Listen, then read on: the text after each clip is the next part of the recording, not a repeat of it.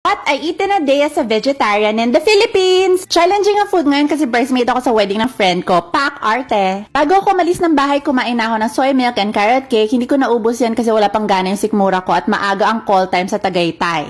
Hindi ko alam ang food doon kaya nagbaon ako ng water, cookies, mamon, croissant, peanuts, and wafers. Picnic yarn!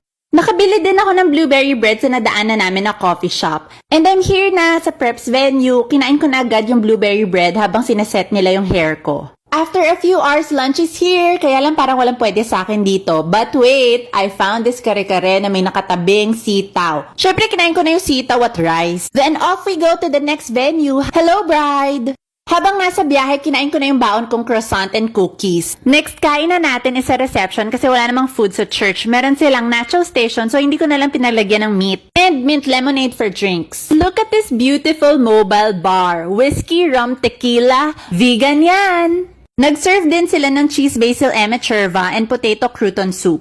Now, check naman natin kung anong pwede natin ipabalot sa buffet table. Char! Anyway, ito kinain ko, meat-free mushroom pasta, stir-fried vegetables, at mandarin salad. For dessert naman, choco mousse, mango cream, cupcake, and leche flan.